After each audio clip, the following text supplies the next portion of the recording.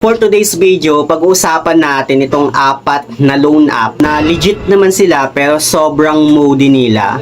Like kapag once na binayaran mo na agad sila or nag-advance payment ka sa kanila, then nag-apply ka ulit, nag-re-apply ka ulit ng panibagong loan, bigla silang nare-reject. So ano nga ba yung mga dapat nating iwasan sa mga ganitong klase ng loan app para hindi tayo ma-reject if ever na mag-re-loan tayo sa kanila? Kaya naman kung interesado ka dito sa ating panibagong topic ngayon, keep on watching.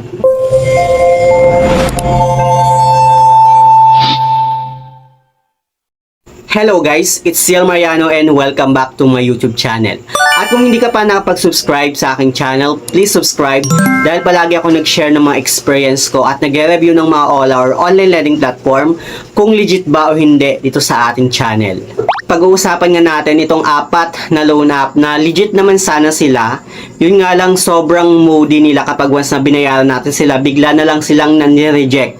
So ang tawag dun guys no, is traitor na loan app no. But anyway, ito guys is based on my experience na i-share ko lang din sa inyo. Baka na-experience nyo rin itong apat na loan app na to. So, unahin muna natin itong dalawang loan app which is itong si Mr. Cash at si Fast Cash VIP na hanggang ngayon nasa Google Play Store pa rin si Mr. Cash, buhay na buhay. Pero itong si Fast Cash VIP wala na siya sa Google Play Store. Hindi ko alam kung nawala ba siya or nagpalit lang ng kanyang pangalan. Paki-comment lang sa mga nakakaalam dyan sa may comment section. Isa talaga si Mr. Cash sa mga loan app na na-experience ko talaga na sobrang moody. Way back 2023 which is nag-early payment ako sa kanya. Actually, nakailang reloan ako dito kay Mr. Cash. Pero after kung mag-advance payment sa kanya, bigla na lang akong ni-reject. So, same lang sila ni Fast Cash VIP na bigla ding na ni-reject after mong mag-advance payment sa kanila. So, actually, hindi ko na sila isasama dapat sa content natin pero kasama sila doon sa apat na loan app na legit naman sana sila pero sobrang moody at bigla-biglang nani-reject kapag once na nag-advance payment ka sa kanila.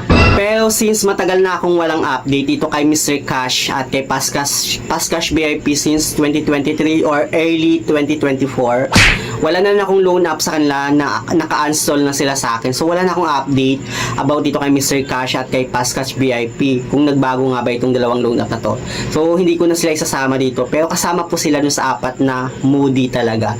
So dumako na tayo sa pangatlo na tinutukoy ko which is kagaya din siya ni Mr. Cash at ni Fast Cash VIP na bigla-biglang nani-reject kapag once na nag-early payment ka sa kanya, which is itong si FT Lending.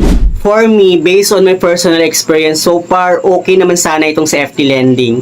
Kasi buong-buo mong ma-receive yung loan amount mo sa kanya. Unlike sa ibang mga loan app, diba, na 7 days repayment na nga lang. Tapos, ang laki pa ng kaltas kapag once na na-receive mo yung loan amount mo sa kanila. Dito kay FT Lending, buo mong ma-receive. Like, dun sa first loan offer niya sa akin is 900 pesos. Buo ko siya na-receive. And then, yung interest niya is nasa 162 pesos after 15 days. Actually, meron akong ginawang vlog about dito kay FT Lending. Paano nga ba ako nag-apply sa kanya? Ayan yung kanyang thumbnail. Ilalagay ko lang dyan sa my screen or ilalagay ko lang dyan sa my description box or sa my comment section. Yung kanyang link para pwede nyo siyang panoorin at magkaroon kayo ng idea paano nga ba ako nag-apply at paano nga ba ako na-approve dito sa loan app na to. So, ayun nga, no, sobrang moody din pala itong si FT Lending. Kagaya din pala siya ni Mr. Cash at si Fast Cash VIP na kapag once na nag-early payment ka sa kanya at nag-reapply ka ng bagong loan, nare-reject po itong si FT Lending. Ewan ko lang kung sa akin lang ba or sa inyo din. Sa mga naka-experience niyan, paki-comment down below at i-share yung experience niya about ito sa loan app na to. Basta sa akin, kasi yung offer niya sa akin is 900 at yung interest niya is 162 pesos in just 15 days ng kanyang long-term payment. So, 14 days pa lang, naisipan ko na bayaran na siya para makapag-reloan na agad ako. But then, after kong bayaran, then, nag-reapply ako ng bagong loan. Ni-reject niya na ako. So, ganun siya ka-moody at sobrang traitor nitong loan. So, kahit sobrang good payer ka naman sa kanya, hindi niya pa nga ako nasubukan, di ba? Anyway, tumas naman yung credit limit ko sa kanya after kong masettle yung loan ko sa kanya na 900 pesos. So, from 900 pesos, naging 1,100 yung credit limit ko. So, tumaas siya ng 200 pesos, no? And, nag-try nga akong i-reapply siya kasi nga medyo kailangan ko talaga ng pera, badly need talaga. But then na-reject ako sa kanya, no. So kailangan ko ulit mag-reapply.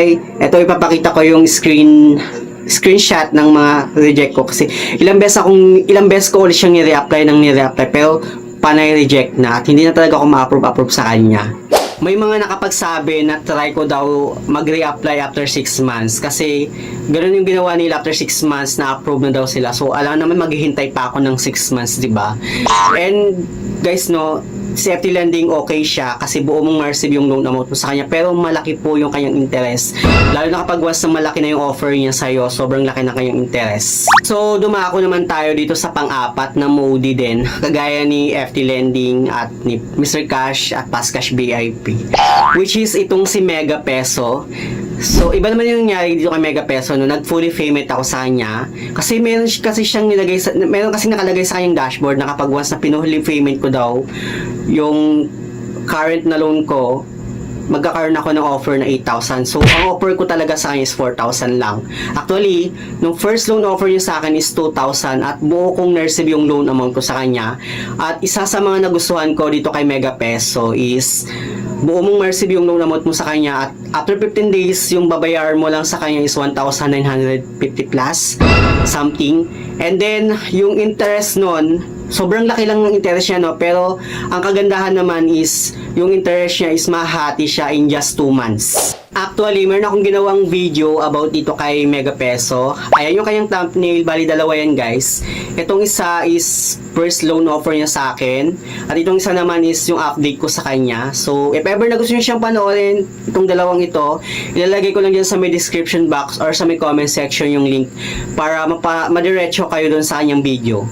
So, dito nga kay Mega Peso, 2,000 yung loan offer niya sa akin at na-approve ako. Buo kong na-receive yung loan amount ko sa kanya.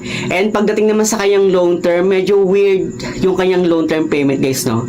Like doon sa 2,000 na loan offer niya sa akin, after 15 days, ang binayaran ko is 1,900 plus. And then yung kanyang total interest is nasa 1,000 plus. Pero yun guys, mahati siya doon sa 2 months. Kasi 2 months and 15 days yung kanyang repayment term. So, 472 every month yung babayaran ko doon sa kanyang interest. Yun na lang yung babayaran ko. So, ayun nga, after ko nga bayaran yung 1,900 plus na current na loan ko sa kanya after 15 days, nagkaroon ulit ako ng panibagong offer na 2,000. So, total of 4,000 na yung offer niya sa akin. Pero 2,000 lang yung in-offer niya. Kasi hindi pa ako tapos doon sa first na offer niya na 2,000 kasi may ongoing pa ako doon na babayaran, which is yung interest na lang niya every month. Parang yung nangyayari is naka-multiple loan ka sa kanya, so iba yung current na loan mo and then sa pangalawang loan mo iba din. So after 15 days binayaran ko ulit yung 1,900 plus, pero nakalagay doon sa kanyang dashboard, which is kapag once daw na binayaran ko na ng buo yung loan ko doon, magkakaroon ako ng offer na 8,000. So, tinry kong bayaran ng buo yung loan ko, which is hindi ko na pinaabot ng 2 months yung interest niya. Sobrang laki kaya ng interest niya. Like, nasa, kung ipata-times mo yung 472, parang nasa 1,000 plus. So, hindi ko na siya pinaabot ng 2 months yun. Binayaran ko ng buo. And then, akala ko magkakaroon ako ng offer na 8,000. Hindi pala. Same ulit na offer, which is 2,000. So, parang nalugi ako dun sa interest na binayaran ko, no? So, wala akong nagawa, kundi i-reapply na lang ulit yung 2,000. Pero yung nangyari, na-reject na ako. Lesson learned lang din talaga, no, na wag kang magbabayad ng buo and wag kang mag-advance payment kasi iisipin ng mga ganitong klase ng loan app na kaya ka siguro nag early payment or binayaran ng buo kasi nag-expect ka na tumaas yung credit limit mo, at kapag basta tumaas yung credit limit mo, igagrab mo yun, tapos baka dumating sa point na baka mahirapan ka na sa pagbabayad kasi sobrang laki na ng offer sa'yo, kaya siguro sila nang nireject. Kaya advice ko lang sa inyo, no, lalo na sa mga merong loan dyan dito sa mga ganitong klase ng loan app, advice ko lang wag kayong mag-advance payment at magbabayad ng buo para mag-expect na tumaas yung credit limit natin. Yes, sakali man na tumaas yung credit limit natin dahil nag-advance payment tayo or nagbayad tayo ng buo, yun nga lang, hindi tayo 100% sure na ma-approve tayo kasi submit for approval ulit yan sila. So, yun lang naman yung gusto kong i-share about dito sa apat na loan app na sobrang moody kapag once na nag-advance payment tayo and then nag-reapply. Ayun, bigla-biglang na ni-reject. Anyway, sa mga hindi pa pala nakapag-subscribe sa aking YouTube channel, please don't forget to like, share, and subscribe. Click the notification bell para lagi kang updated sa mga susunod na video. Thank you guys, thank you for watching, and see you on my next video. Bye!